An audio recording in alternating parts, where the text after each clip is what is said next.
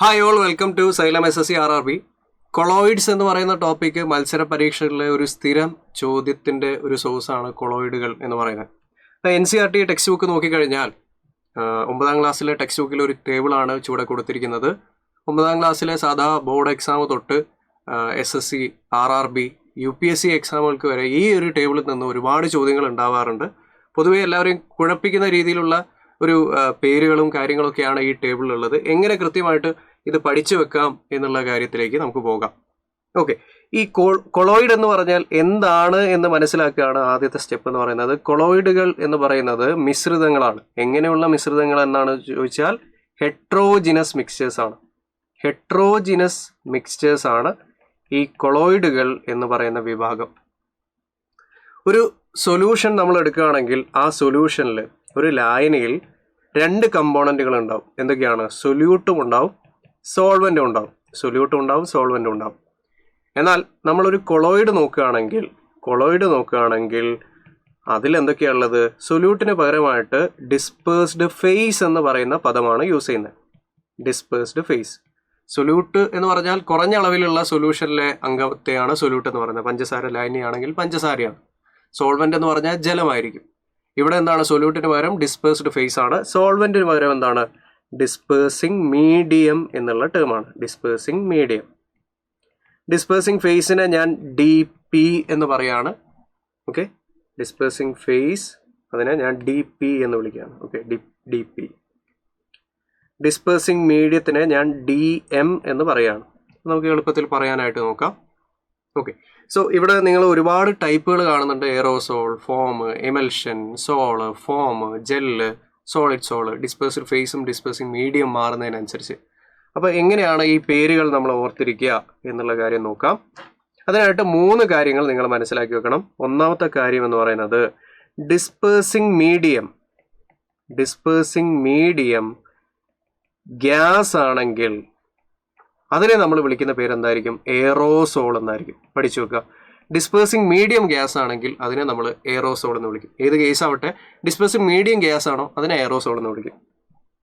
രണ്ടാമതായിട്ട് dispersing face ആണ്. Okay, dispersed face ആണ് ഗ്യാസ് എങ്കിൽ അതിനെ നമ്മൾ വിളിക്കുന്ന പേര് ഫോം എന്നാണ്. എന്ത് വിളിക്കും? ഫോം എന്നാണ്. ഡിസ്പേഴ്സ്ഡ് ഫേസ് ആണ് ഗ്യാസ് ആയിട്ട് വരുന്നതെങ്കിൽ അതിനെ നമ്മൾ ഫോം എന്ന് വിളിക്കും.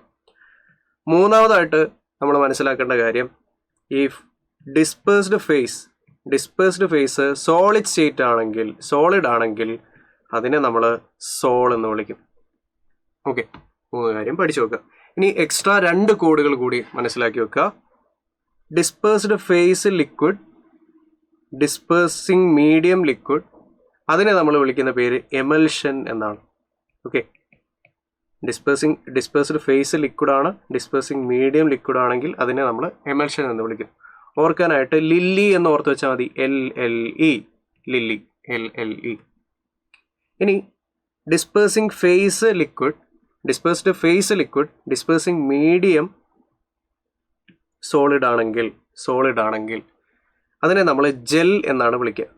അപ്പോൾ ഇത് ഓർത്ത് വെക്കാനായിട്ട് LSG എന്ന് ഓർത്ത് വെക്കുക. LSG ലോക്കൽ സെൽഫ് ഗവൺമെൻറ് എന്നൊക്കെ നമ്മൾ പറയാറുണ്ടല്ലോ. LSG liquid solid.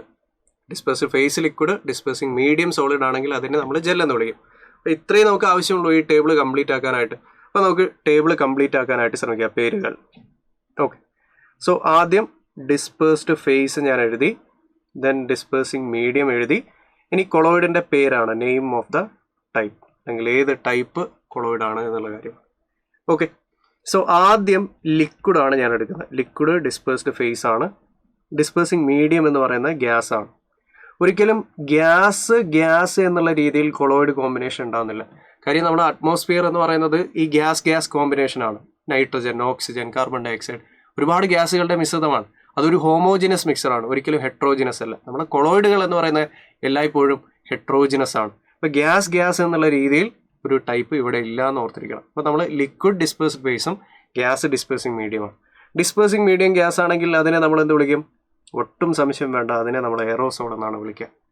ദെൻ അടുത്തത് സോളിഡ് ആണ് ഡിസ്പേഴ്സ്ഡ് ഫേസ് എന്ന് പറയുന്നത്. ഡിസ്പേഴ്സിങ് മീഡിയം തന്നെയാണ്, ഗ്യാസ് ആണ്.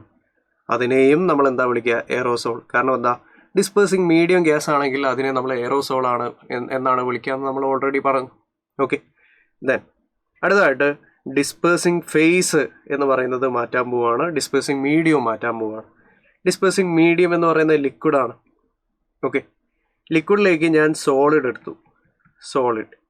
സോളിഡ് ഇൻ ലിക്വിഡാണ്. ഡിസ്പേഴ്സ്ഡ് ഫേസ് സോളിഡ് ആണെങ്കിൽ നമ്മൾ പറഞ്ഞു അതിനെ വിളിക്കുന്ന പേരെന്തായിരിക്കും? ഡിസ്പേഴ്സ്ഡ് ഫേസ് സോളിഡ് ആണെങ്കിൽ സോൾ എന്ന് വിളിക്കും.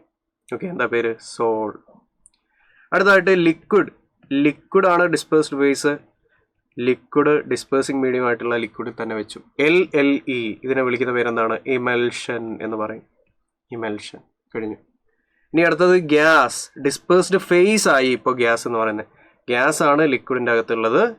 ഇപ്പോൾ ഗ്യാസ് ലിക്വിഡിൻ്റെ അകത്താണെങ്കിൽ ഗ്യാസ് ഡിസ്പേഴ്സ്ഡ് ഫേസ് ആവുകയാണെങ്കിൽ അതിനെ നമ്മൾ എന്ത് വിളിക്കും? ഫോം എന്ന് വിളിക്കും. ഇതിൻ്റെ പേരെന്താ? ഫോം. ഓക്കെ. ഇനി ഞാൻ ഡിസ്പേഴ്സിങ് മീഡിയം മാറ്റാൻ പോവുകയാണ്. സോളിഡ് ആക്കുകയാണ്. Solid in solid.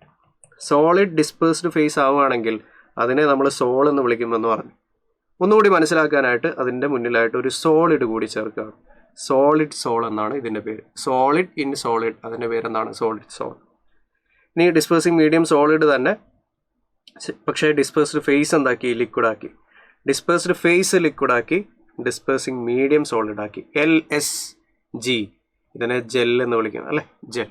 LSG gel എന്ന് വിളിക്കും. അടുത്ത പേരായി. ഇനി സോളിഡ് തന്നെ ഡിസ്പേഴ്സിങ് മീഡിയം. അടുത്തായിട്ട് നമ്മൾ ഇതിനെ മാറ്റി ഡിസ്പേഴ്സ്ഡ് ഫേസ് എന്ന് പറയുന്നത് എന്താണ്? ഗ്യാസ് ആണ്. ഗ്യാസ് ഇൻ സോളിഡ് ആണ്. ഡിസ്പേഴ്സ്ഡ് ഫേസ് ഗ്യാസ് ആണെങ്കിൽ അതിന് ഒറ്റ പേരേ ഉള്ളൂ. എന്താണ്? ഫോം. കഴിഞ്ഞു. നമ്മുടെ കംപ്ലീറ്റ് എൻറ്റയർ NCERT പറഞ്ഞിരിക്കുന്ന ടേബിളാണ് നമ്മളിപ്പോൾ വരച്ചിരിക്കുന്നത്. Liquid gas aerosol, solid gas aerosol, gas liquid foam, liquid emulsion, solid liquid sol, gas liquid foam, liquid solid gel, solid sol. Okay. നമുക്ക് ചില ചോദ്യങ്ങൾ ചെയ്ത് നോക്കാം. Which type of colloid is formed when the dispersed phase is liquid? Dispersed phase liquid ആണ്. Dispersing medium gas ആണ് അല്ലേ? Liquid gas. Dispersing medium gas ആണെങ്കിൽ അതിന് ഒറ്റ പേരേ ഉള്ളൂ. നമ്മൾ പറഞ്ഞു എയറോസോൾ എന്നാണ് വിളിക്കുക. എയറോസോൾ എന്നാണ് പേര്. ഒറ്റ വായനയിൽ തന്നെ നമുക്ക് ഉത്തരത്തിലേക്ക് എത്താം. Option C, aerosol. അടുത്ത ചോദ്യം, milk and face cream. Milk എന്ന് പറയുന്നത് സ്ഥിരമായിട്ട് ചോദിക്കുന്ന ചോദ്യമാണ്. എമൽഷന്റെ എക്സാമ്പിൾ ആണ് എന്തെന്ന് പറയുന്നത് ഈ മിൽക്ക് എന്ന് പറയുന്നത് എമൽഷന്റെ എക്സാമ്പിൾ ആണ്. എമൽഷൻ നോക്കിക്കഴിഞ്ഞാൽ ഡിസ്പേഴ്സ്ഡ് ഫേസ് എന്താണ്? ലിക്വിഡാണ്. ഡിസ്പേഴ്സിങ് മീഡിയം എന്താണ്? ലിക്വിഡാണ്.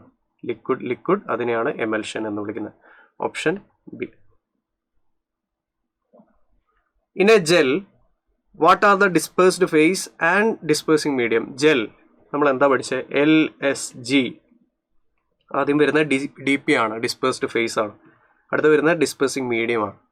ദെൻ ഇതിൻ്റെ ടൈപ്പ് ജെൽ. ഇപ്പം liquid dispersed face, dispersing medium എന്താണ്? സോളിഡ് ആണ്.